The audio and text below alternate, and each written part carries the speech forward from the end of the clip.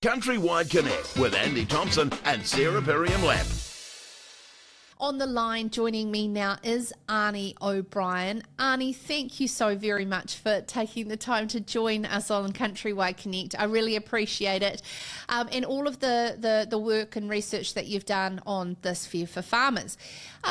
So, Arnie, you put out a popular Substack, Thought Crimes. It was introduced to me last week. It's really good. I actually subscribed, so well done. And you are usually commentating in the political space. Why did you weigh in on the Fear for Farmers debate, Arnie? It was the politics of it that got me interested. Because I actually agree with the cause. I support high welfare standards, and I'm really glad that in New Zealand we prioritise that. So I come from that perspective. And initially, I thought this is a really great campaign. It looks like it's trying to prioritise, a fair go for farmers who, especially in the pork industry, they're seeing, I believe it's 2/3 of pork is imported, and so I could understand why the campaign came about, and I kind of supported it. And then I started looking at some of the people who were involved, and that's what triggered me to start digging, is that I noticed that even though Fear for Farmers in that front campaign looked pretty good, there was this organisation sitting behind it called Animal Policy International, and I just started digging, and more came out. And so I was able to find that even though they're a registered charity in New Zealand, they were basically funded by the US. They were also set up in Estonia and were connected to a UK-based organisation. And I started noticing some of the contradictions between what they were advocating for. For example, in New Zealand, they don't talk about lamb or sheep farming, but the UK one, they do. And it made me think, hang on a minute, they're advocating for things that could affect our sheep farmers in New Zealand, if that was to be pressured on us. They are looking at Australia primarily at the moment. I then looked at who were the directors or the co-directors, and I discovered that two of the senior people in the organisation were ex-SAFE New Zealand, quite senior employees. And that really, I was like, no, these people are not pro-farming at all. These are people who quite, if you start looking wider on the internet, they're actively advocating for the complete end to farming. So it was quite a journey going through it all. It came from a point of, I initially saw Walt's video and looked at it and thought, oh yeah, this is quite good. And then by the end of it, was really quite alarmed by how these vegan activists, I guess, were utilising language that would appeal to farmers and issues that would appeal to farmers in order to kind of backdoor their own agenda of basically eradicating their livelihood. Yeah. Arnie, you say in your Substack a note at the top that you were a vegetarian for 10 years and previously worked at SPCA, and so therefore have been passionate about animal welfare standards yourself. Yeah. And you talk a lot in the Substack around, very good framing of the discussion and the argument in marketing. Can I ask you personally, what was it that where you became aware around what messaging you were getting at the time when you were working for SPCA and a vegetarian that made you change your thoughts and your education around New Zealand farming standards? I'm really interested in the transition yourself personally. It was actually probably a back to front change for me. So initially, I was a very bad vegetarian in that I didn't make sure that I got all the vitamins and stuff that I needed from, plant-based foods. I just kind of ate a lot of carbohydrates and stuff. And so my doctor said to me, look, you either need to properly be a vegetarian and make sure you're getting it, or you need to start eating meat because your health is not good. And so I actually decided from a health perspective to start eating meat again. And then it was almost like because I was having to eat it again, I wanted to make sure I was making decisions that were ethical around the meat and eggs in particular that I was choosing to eat. And so then I became more engaged, I guess, with buying New Zealand farmed food because I know that that we do a great job in New Zealand. I say we as if I'm contributing to it, where I'm just sat in Auckland. But it is, I think, something that we can be proud of as a country, that we have really high animal standards in our farming sector, and that's something that I think globally is acknowledged. And so I kind of ended up exploring it after I had stopped being vegetarian. And how did you find the price difference? I mean, at the moment, I'd say it's a couple of dollars difference for pork. And so I can understand in the current environment where things are so tight for Kiwis, with the cost of living, I can understand why a couple of dollars actually does make a difference. I guess I think off the back of this Fair for Farmers campaign, because I do think that hopefully people like Walt will continue the message that we should buy New Zealand farmed produce and meat. I think we need to look at how do we encourage and advocate for that better, so that it's market driven rather than trying to deal with it at the legislative end through importing restrictions.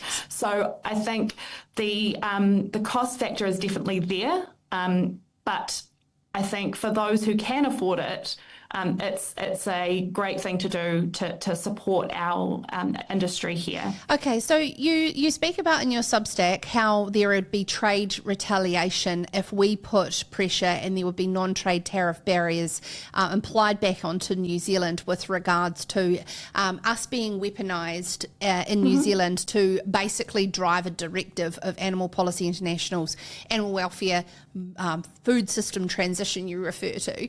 Where did you get your information on the trade retaliation from, Ani? So it's not that I say it would happen, it's a possibility. So basically the risk that I see there is that should there become a case of us restricting imports from certain countries who want access to our market, it would then encourage them to take action the other way. And the reason I used I looked at the UK specifically. Now, I know we don't have a hostile relationship there. However, what alarmed me was looking at their objectives on lambing and the way that they were on their website promoting, opposing tail docking and castration even, which are quite fundamental parts of farming as far as I understand it. And so if Animal Policy International was able to start achieving policy goals in New Zealand and in the UK, we could see a situation where they were getting legislative agendas put through in both cases, which would actually impact both sides, if you will. So that was my concern there. Now, I'm not saying it would happen. It would just open us up to that possibility. So the other aspect is, some of our trade partners who potentially maybe we don't have such a great relationship with could use it as a vehicle to impose trade sanctions. Okay. Without doing so. Had you been in touch with Walt Cavendish to explain your findings to him prior to publishing the Substack? No, I hadn't actually. I hadn't discussed it with him. I do think that he, from my perspective, he has got his heart in the right place, and I think that his support for the issue is great. It is just unfortunate that quite duplicitous, I think, people decided to seek out someone who has a decent platform to use to, I guess, legitimise their kind of quite sneaky agenda. Annie, had you been in touch with Federated Farmers before publishing your Substack? I have friends who have been in touch with them, but hadn't. Yeah, no. Okay, because the timing around Federated Farmers' very detailed post utilising a lot of content within your Substack seems to align quite well, and that's why I was just wondering whether or not there was kind of a collaboration on this research with Feds. No, I think I put it out first thing in the morning, and I understand I was forwarded the what they put out in the evening, so I had assumed that they had read it. Yeah. I think they did have a lot of the same information. I understand that that they obviously, based on that newsletter that I read, had some concerns around it as well. Yeah, sure. Yeah. You really did Fed's job for them. So well done, Arnie. Hey, moving along, I do actually want to, because you are a great, political commentator, and I see that you're popping up on lots of different places. Let's talk about National Party and what's happening there. Oh, no. Yeah, what do you make of the poll and the reaction this morning to Luxon's media rounds and yeah, is time still ticking, do you think? Oh, it's really a mess for them. I mean, the poll was not good, but I think the trajectory hasn't been good for them for some time. I initially on Saturday, actually, I was just so fed up. I said in my weekly wrap up, he needs to just resign, because I was just fed up with it all. And then I read something from another political commentator, Liam Hare, and he kind of laid out a very sensible argument for the fact that while Christopher Luxon might not be my favourite or your favourite Prime Minister, or even be the best person in the National Party to potentially do the job, the act of removing him and going through a leadership change is so messy and toxic that is such a big consideration. So the party will need to really weigh up, and it's hard because you don't have all the facts. You can't predict what's going to happen in the future, but they have to weigh up. Okay, polling's bad. There's grumbles. The media are driving this agenda. But if we do take action, we could blow this whole thing up. And the other thing to think about is that up until yesterday's poll, really, which had the centre-left able to govern, most of the polls this year have shown that the centre-right would still be returned. So even though we're seeing a real moving around of the proportions in the coalition government, we haven't until yesterday seen them not being able to govern. So that is probably the biggest thing, is that in that poll it showed that scary fact that for them they were behind, whereas it hasn't been a consideration previously. So it'll be a very, very interesting caucus tomorrow for National. Oh, to be a fly on the wall of that meeting.